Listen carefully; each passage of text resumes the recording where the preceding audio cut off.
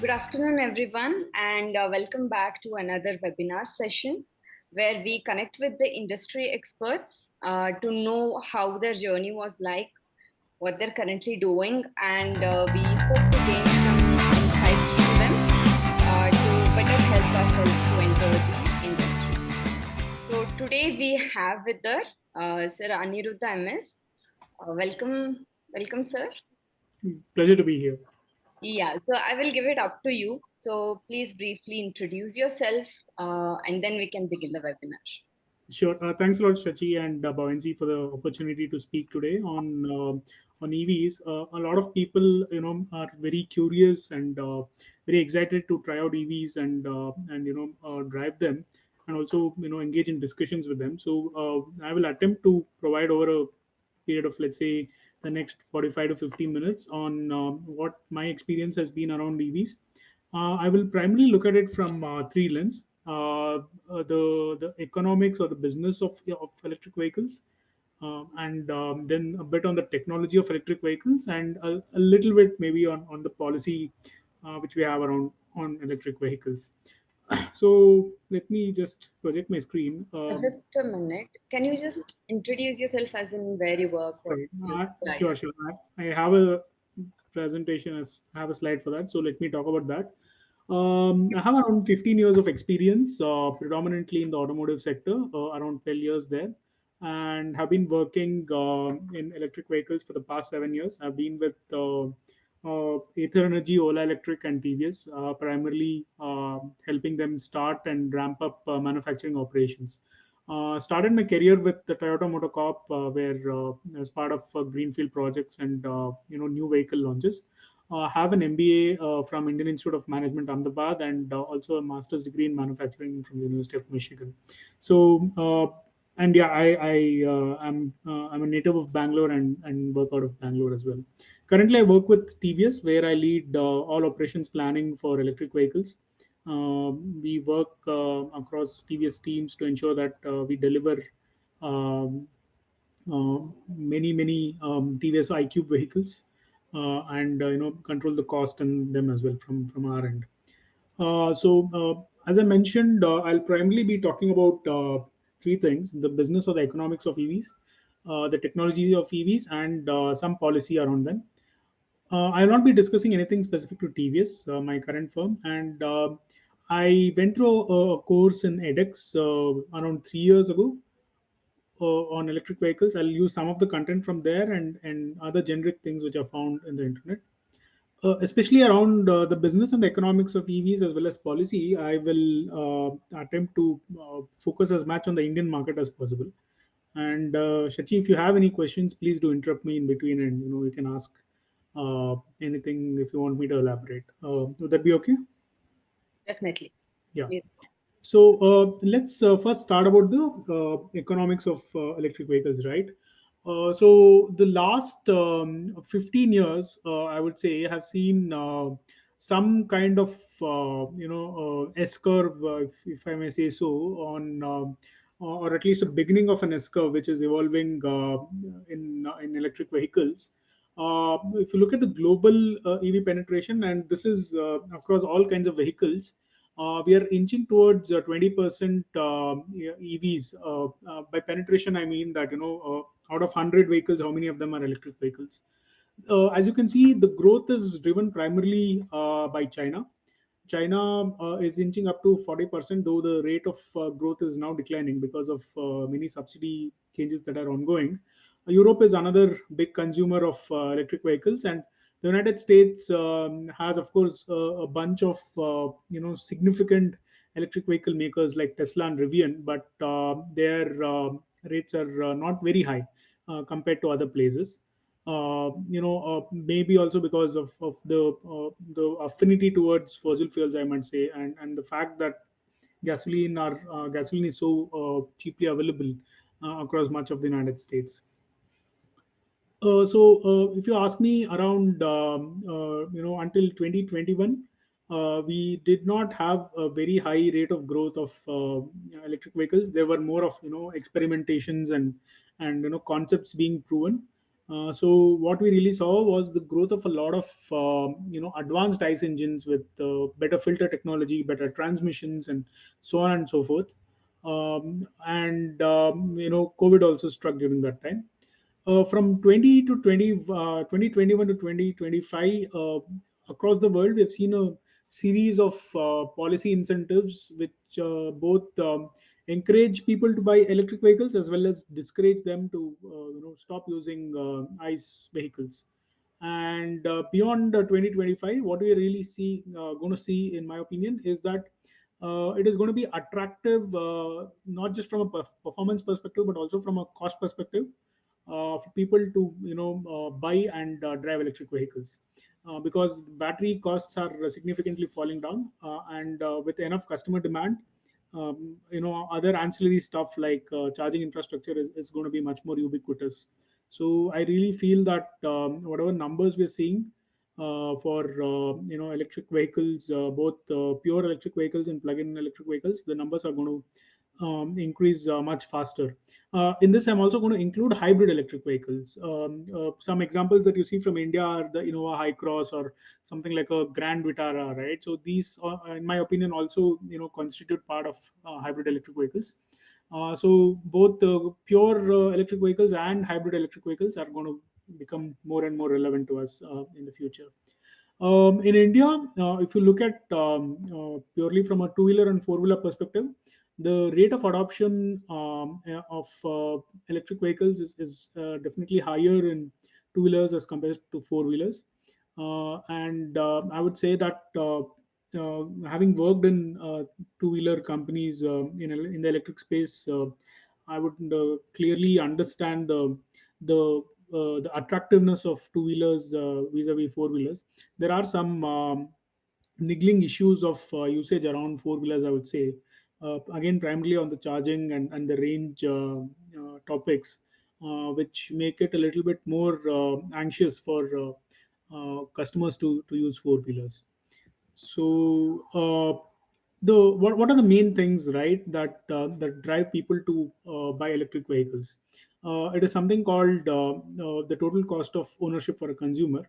That is primarily driven by the first major thing being the vehicle cost, which is driven by the cost of the cell, which is close to around 30% of the vehicle.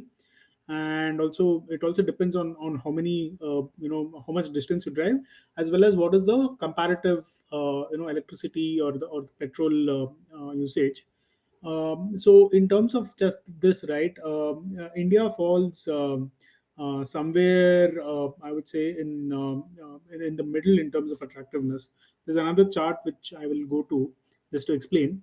And also, if you look at different kinds of usages, there is merit for electric vehicles in particularly in certain places, like two wheelers where the economic viability is much high, or something like a light goods vehicles where there are daily runs to be made, and throughout the day people are going to use them, and the return on investment is much faster. India is, if you kind of compare how many kilometers on an average a daily customer drives daily, as well as compare electricity and petrol prices, India is probably ranked as the most attractive uh, market in the world for people to switch over to electric vehicles. This is, as I mentioned, this is considering that the petrol costs are what they are, and the electricity is as cheap as it is anywhere in the world. On top of which, there's a lot of mileage, that is a lot of kilometers being driven on a daily basis. Yeah. So, and China is ranked second, but China is also much more advanced in terms of penetration of vehicles as such. I'll pause here, Sachi. If you want to, have me elaborate on anything else on the business or economics of electric vehicles, I'd be happy to answer questions. Uh, no, nothing. You can just proceed with the technology. Sure. No, I would assume that this is going to be an interesting segment of the whole set of slides, purely because this is also going to help a lot of young graduates understand what goes into an EV, as well as help them understand what they need to focus on for careers around electric vehicles. When I'm going to use the example of four wheelers, because they're a little bit more complicated, and they give a kind of better picture of what are all the possibilities in electric vehicles. So, primarily speaking, there are three kinds of electric vehicles. Um, the first one would be what is a battery only electric vehicle, where from a charging station, energy is fed into a battery, which drives an electric motor, which basically powers the entire vehicle. There is some amount of energy which is being derived from the wheels and through regenerative braking, which goes back to the motor. So there is no other input of energy.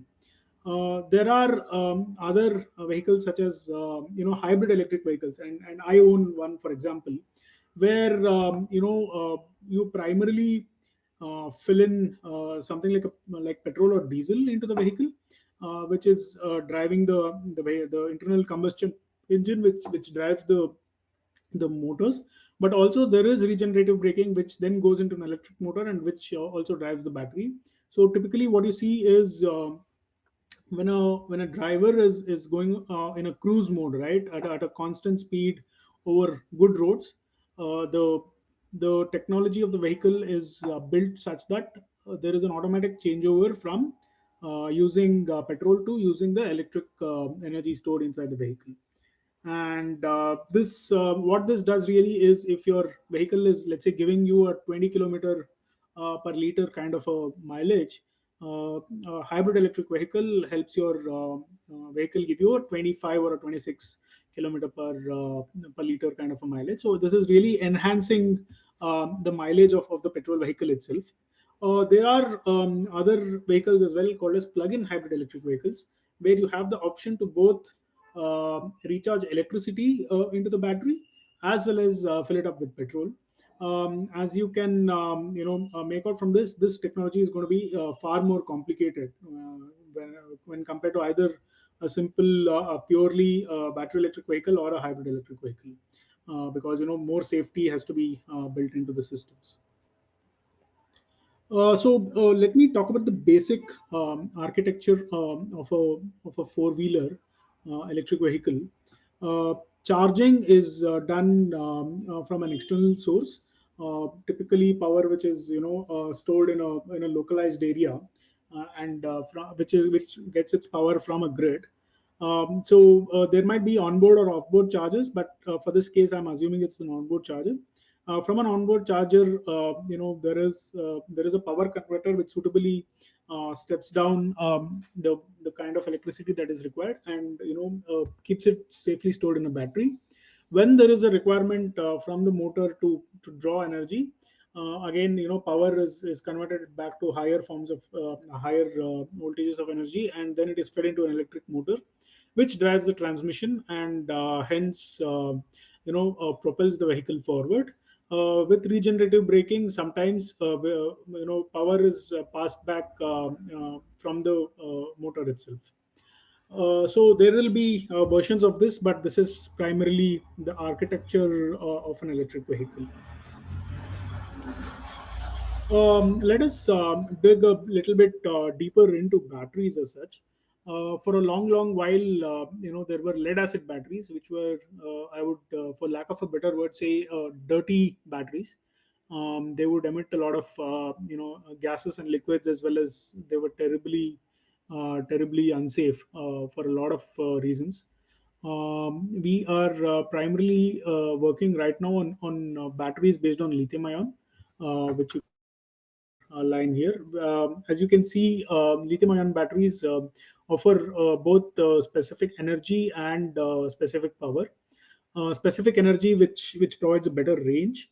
So, for example, if lead acid batteries were to provide you, let's say, 100 kilometer range, so lithium-ion batteries can offer you, let's say, 200 kilometer range. By range, what I mean is one complete charge of a vehicle, right? So if you charge a vehicle from 0 to 100%, how much how many kilometers you can drive with it. And the second one, on the x-axis, is acceleration. So your 0 to 40 or your 0 to 60, how much time it takes to reach this. IC engines at the moment are have both higher specific energy and higher specific power. Sometimes lower specific power. This is predominantly because of the calorific value being higher in most fossil fuels. The goal of EV is to obviously, keep pushing towards the top right corner, where both the range and the acceleration are improved. This is a basic construction of a battery, which I want to explain. This, by the way, is the battery pack assembly of an Ather 450X, one of the first companies I worked with. Very simply put, a battery pack is nothing but a set of cells, which are arranged in series and parallel, and then all of them are connected together. Along with them, we have something called as a battery management system, which is an electronics board, which I'll explain in a bit more detail what it is. Along with this, there will be other safety content. So, for example, there is a top and a bottom casing, which is completely airtight to ensure that no dust or water or any other foreign particles enter into the battery. Then typically, when because of so much energy being packed into such tightly placed cells, we need to manage the temperatures inside the cell, inside the battery pack, and hence there are typically either liquids being put into this box, or some kind of air cooling being planned for this. These cells need to be joined together. They're usually joined using welding, or a new technology that we're using nowadays called wire bonding.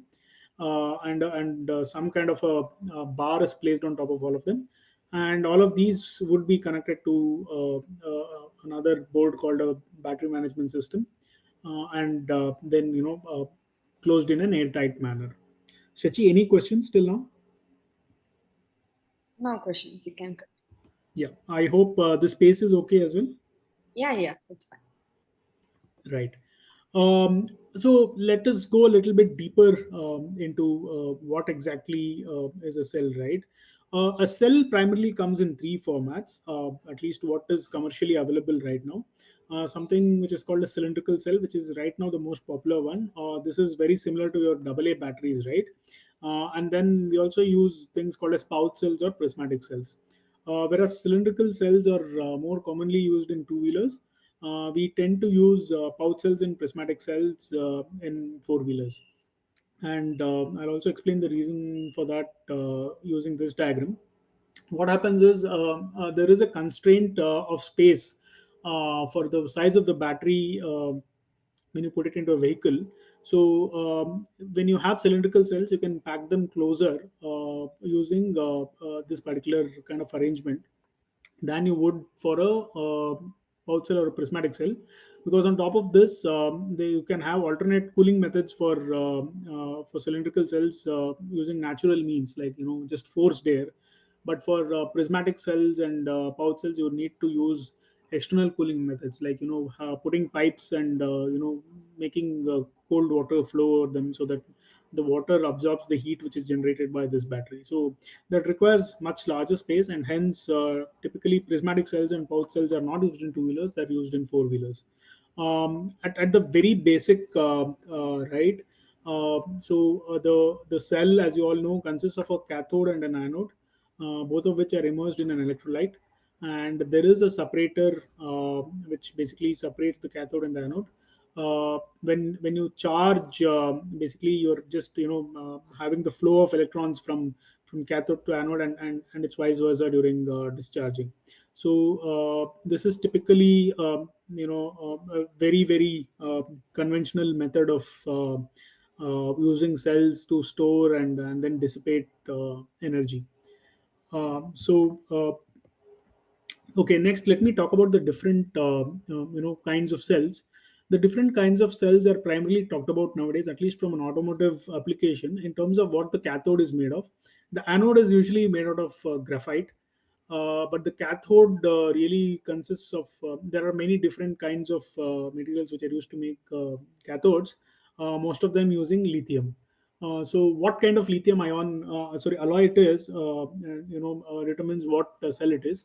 The two main cells that we're seeing right now are lithium, so the NMC, which is lithium with nickel, manganese, and cobalt, and NCA, which is lithium with nickel, cobalt, and aluminum. So lithium is the base of the is what is the crux of the cathode, and the coatings or the additions are these particular elements, each one of which helps in a different way. Lithium iron phosphate is nowadays emerging as well. As a though it's a lower energy density based cell, it is a little bit safer and so on and so forth. The different aspects on which we look at cell performance are cost of the cell, lifespan, performance, safety, and specific power. So you can see that when we want different parameters, we tend to use different kinds of cells. So as I mentioned, NMC is the most common because it offers both high specific power and high specific energy. Though lithium iron phosphate is using lesser energy, it gives us lesser energy. It is much more safer, and hence a lot of people prefer to use lithium iron phosphate. This is, I think, the mapping of which cells are made by which kinds of firms.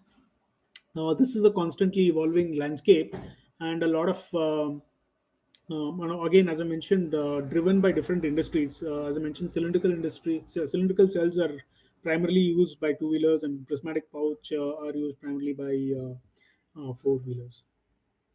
Okay, so the next thing I'll talk about is the battery management system. Perhaps one of the toughest, subsystems to get right in an electric vehicle. The battery management system is a complex piece of hardware, software, and electronics, which does a whole bunch of things inside the battery. It helps to balance cells. By this, what I mean is that different cells over a period of time tend to accumulate different voltages when charged fully. So the cell tries and helps to control it. It controls the voltage and current which is flowing out of the battery. It helps to understand whether there is any localized temperature dispersion within the battery itself. It is able to detect and isolate faults and say that there is a particular cell in this row and this column which is creating a problem. It also does overall thermal management. So for example, when a particular area is being heated up, it kind of gives an alarm saying that particular cells are heated up, and it kind of tries and manage. And it also manages the power based on the charge being given from a charging system. In terms of motors, there is a whole bunch of requirements which you see on the left. So you need to basically fit it inside a vehicle, whatever form factor you're using, right? Either a two wheeler or a four wheeler. You need to be able to control them easily. It needs to communicate with the different systems of the vehicle, like a vehicle control unit or a battery. It needs to be able to provide high power at high speed, high power density. So these are a whole bunch of things that are required out of a motor. So we tend to use induction motors, synchronous motors, and synchronous reluctance motors. They come with their own advantages and disadvantages. And honestly speaking, different companies are trying all or more of these combinations.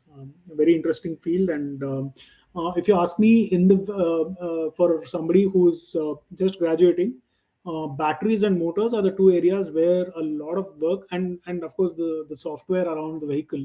These are the two main areas around which a lot of work is taking place, and people are innovating and finding out new theories and applications around these two subjects.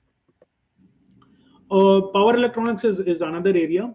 Again, typically the kinds of components that are used are DC-DC converters, the entire wiring harness, um, the charging, the chargers, whether inboard or that is inside the vehicle or outside the vehicle. What they do is that they basically obtain power from an outside power source. Steps it down to a voltage which can be absorbed by the entire vehicle system, store it safely inside the battery, and then draw it out of the battery and provide it to the power when required. So power electronics, again, for electronics and electrical engineers, is a big area where a lot of cutting edge work is being done, both in India and in abroad. I'm proud to say. So even India has a lot of good companies which are innovating in the field of power electronics. Charging infrastructure is again a very big subject in electric vehicles. Typically, we see the top left being the most usual case, where a battery is being powered by an onboard charger, which has already has all the safety and the control mechanisms that are required for it. So typically, people either use charging infrastructure at home in a public space, and take an AC charge from there, and store it within the vehicle. There are also some DC charging stations where the battery is the only element, and there is no other charging no other charging component being inside the vehicle. This of course helps to make the vehicle lightweight. Some other innovations that we are seeing in other countries, which are not yet prevalent in India, are the use of induction based charging, where roads are paved with water chargers, and if a vehicle passes through them, or is parked in a particular area, it picks up energy from the underground coils. Swappable infrastructure is also becoming popular in other parts of the world, and slowly in India as well, where the battery is completely removable. So you pick out a used battery from your vehicle, uh, put it inside, put it in a charging station where you can exchange it for a new completely charged battery, and hence the cost of the battery is not put into the vehicle at the time of buying, and you can keep using as you go, something like that. Shachi, any questions? I do have some, but I think I'll save it towards the end of the webinar. Sure. Great. So let me talk a bit about the policy considerations, and particularly around EV. One interesting thing is we have had a continuity in government over the last 10 years, which has basically though there has been a lot of change in the transactional stuff around electric vehicles. We have not seen a major policy shift towards the government's attitude around electric vehicles. I don't know how that would have been in case we had a change in power. That's a very interesting thought, for this the conjecture, as I would say. So I would say that when the government is thinking about electric vehicles, and what support needs to be given to them, I think they primarily look at it from the lens of a couple of things. One is, of course, to reduce oil imports. Oil being our largest import, and the biggest drain on our foreign exchange. People are also worried about air quality, and especially the people, the government, which is sitting in Delhi, is probably more worried about this than any other people in any other place, considering what we see in terms of air pollution in Delhi. Also, the fact that a lot of innovation is coming in, and it supports Make in India. So there is an impetus for a lot of EV infrastructure, and a lot of EV support, which is coming in. These are the main things that I see as to why there is so much interest in creating and sustaining EV based policies. It's a complex value chain, especially when unlike a petrol bunk, right, where it's a much more simpler ecosystem. There are multiple people who operate in the EV value chain. The very apparent ones are, of course, the companies that make the electric vehicles. But if you really look behind, there's a whole bunch of people who work around the energy conversion, energy transfer, and the EV usage itself. So there is a lot of innovation happening in different places. So somebody who's interested in the EV sector should, ideally be searching for all of these kinds of companies for opportunities to kind of enter the EV space. Not just, let's say an automotive OEM or a tire one supplier, but there are other players also in this game. This is a again, this is for the reference of many of you. This is a, partial list, I would say, but a very comprehensive list of almost all the major players that come to my mind, at least when we talk about electric vehicles. A lot of them are Indian. A lot of them are foreign companies who have a significant presence in India. Or let me put it the other way: their India accounts for a large chunk of their plans as well, right?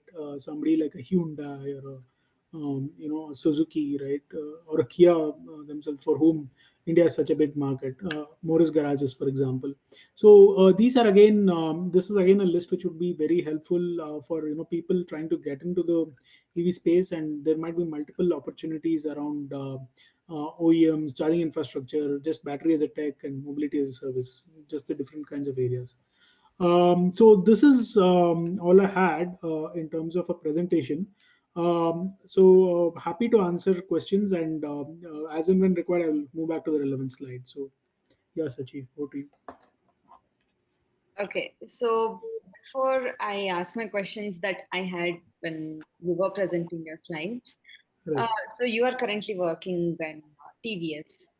right, So what exactly is your position and what do you do? Like, right. So I lead planning for what we call as order fulfillment for TVS Motor in the EV space. So we currently produce a model called the TVS iQ, which has a bunch of variants. And my role in TVS is to basically ensure that orders are fulfilled. So when a customer comes in and says that I want to books the vehicle, right? There's a lot of things that happen from that point until the customer gets the vehicle. So I work with teams across TVS to ensure that the orders are fulfilled. This predominantly means working with functions like production engineering, supply chain, and quality. So my typical responsibilities include, targets for delivery. So like so many vehicles in a month and so many vehicles in a year, and so on and so forth. To reduce the cost of the vehicle. So let's say the cost of the vehicle is, let's say, for example, 100,000 rupees. So how do we work with design and commercial levers to make sure that the price comes down to, let's say, 92,000 rupees or 90,000 or an 85,000 rupees, so that the company gets more profitable, and also do a little bit of work on the quality front as well. So how do we improve the what we call as the net promoter score, which basically means if you've recently bought an IQ vehicle, how happy are you specifically with the product and its performance, and based on that, how likely are you going to recommend it to friends or family. So yeah, okay, this is my role at TVS.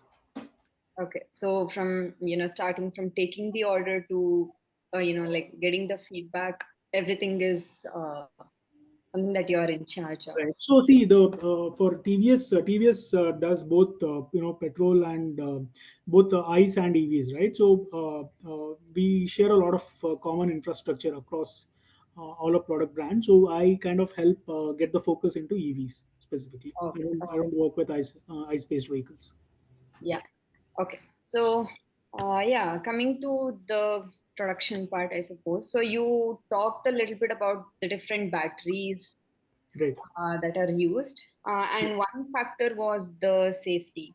Like Right. I believe it's the lithium ion phosphate batteries that Right. have the highest safety. Right. So I want to know what are the safety concerns of the other, batteries, because I can see that the safety is not maximum there. Right. Um, So okay, so let me put it this way. What use cases in which batteries fail? I would like to talk about that, right? So a lot of times, if the BMS or the battery management system is not managing temperature and voltage and current properly, there is going to be a localized heat buildup on some of the cells. Okay, So typically, what happens if such a thing indeed occurs is that these cells are basically whatever is inside the cell is very high energy, right? It's packed energy, and that energy is going to basically explode. That is one use case. Then you see the casing here, right? So if the casing is not completely foolproof or leak proof, there is chances that water or dust is going to enter into the batteries, and that is going to cause a whole bunch of issues. The least of them, or the simplest of them, being a short circuit. There might be malfunctions in a particular cell. So one particular cell might go completely rogue, and hence explode, and then cause explosions around the rest of the cells. So these are the typical problems that we see around batteries. Okay, okay. And instead of like switching to the safest one, is there any way to make these safe? Like instead of switching to lithium ion phosphate batteries, Right. uh, can we like, is it possible to work on the other batteries to make them more safer or Right. So typically, okay, let me put it this way. Ways and means in which battery makers make their batteries more safe, I'll tell you. One is, as I mentioned, we basically make sure that the temperature inside the battery itself is kept at a very manageable level, using what is typically called as a phase change material, right? So what happens is, the phase change material is usually a liquid, and when as and when heat there is a heat buildup inside the battery. The liquid starts absorbing the heat, and it's turned into a gas, and the gas is released out of something which we call as a pressure relief valve. The pressure relief valve is somewhere on top of the casing. So in that way, a lot of heat is absorbed by the phase change material. That kind of reduces the chance of any mishap occurring.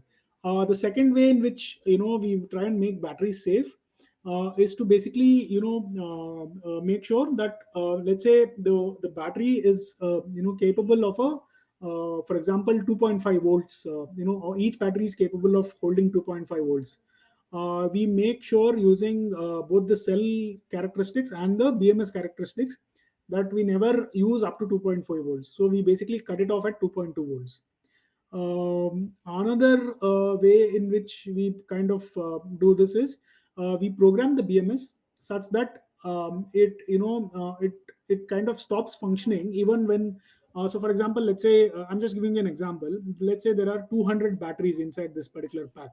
Okay, so we can write programs in the BMS such that even if one of these cells go wrong, the battery completely shuts down, so that no more electricity is passing through the battery, and hence the chance of an accident occurring is kind of avoided. So these are the typical types of innovations. Of course, there is also a lot of innovation around the chemistry of the cell itself. We're trying to always find more and more means to make the cells themselves safer. okay. So you talked about the batteries, the motors, the charging infrastructure, Right. and you also mentioned the software that is Right. yeah. So being an EV engineer, Right. so it constitutes all of this, right? Right. And um and it's possible to focus on just one of them if once you enter the industry. I would say the alternative, what the industry is looking at right now, is somebody who can go deep into battery technology, somebody who can go deep into motor technology, and so on and so forth. The reason being, I would say, at least in India, EVs are really getting mainstream only in the last 10 years. And still there is so much option, so much room available for innovation and optimization, that none of these have become commodities as such. So Okay. if somebody is studying, let's say, mechanical engineering, right? Then they would know how to design this particular casing. But then if they also knew how cells work, right, how the chemistry of a cell works, and how the electronics of a battery management system works, and how it is all integrated together using the BMS and the software of the BMS.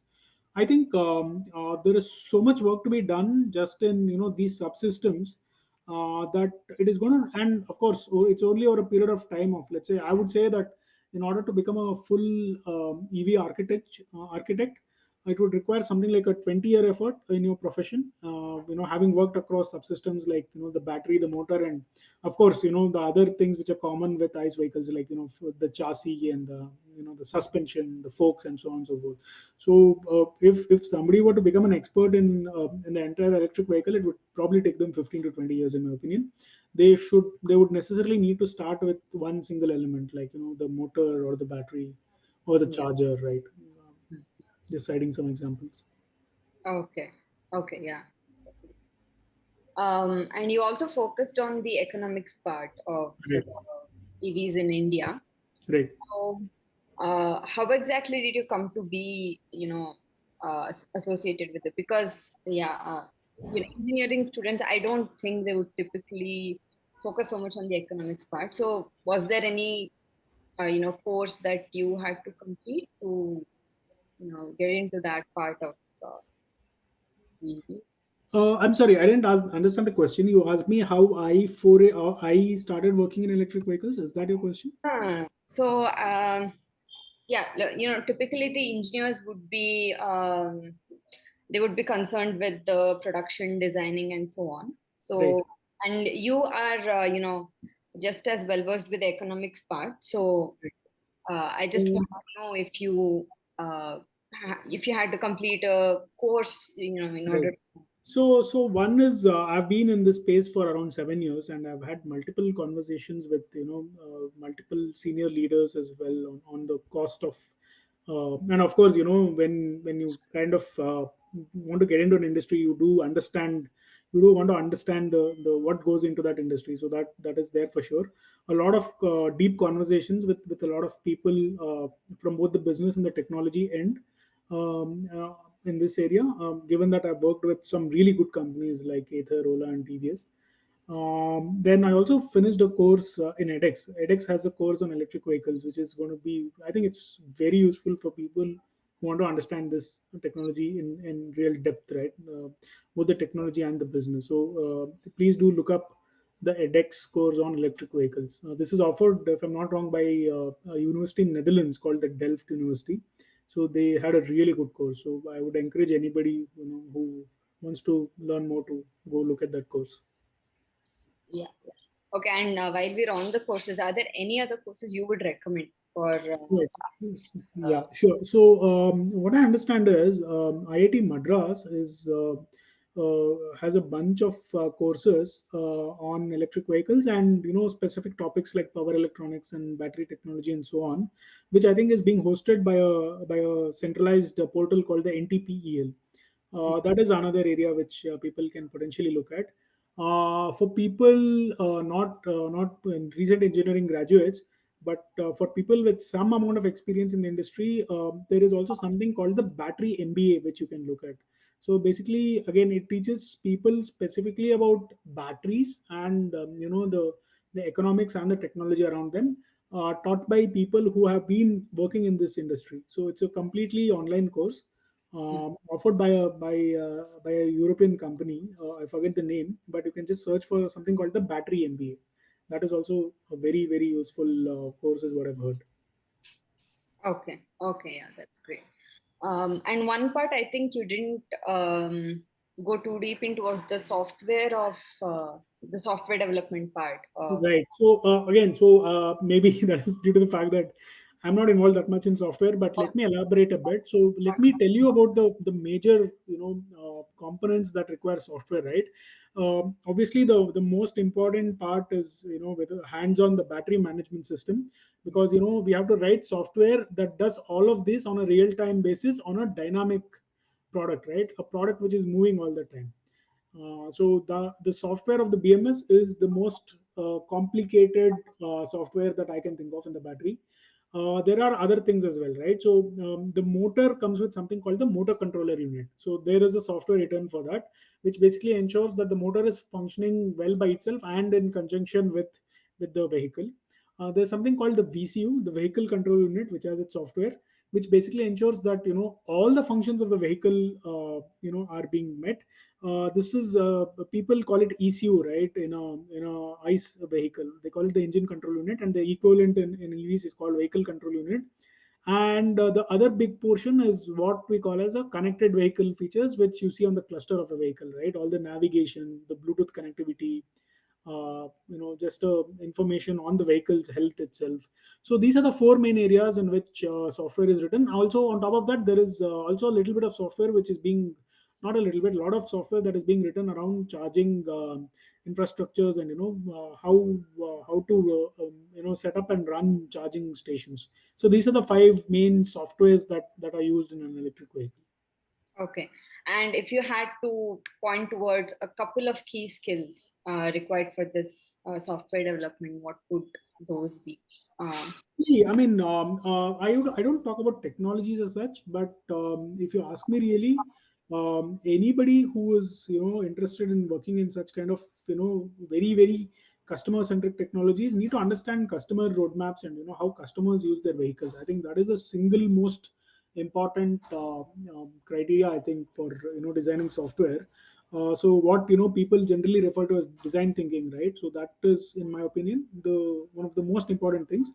The second thing, which I think software engineers should necessarily know, is something called systems engineering, where you understand, like the battery is no, you don't think of it as some cells, some wires, and some enclosures.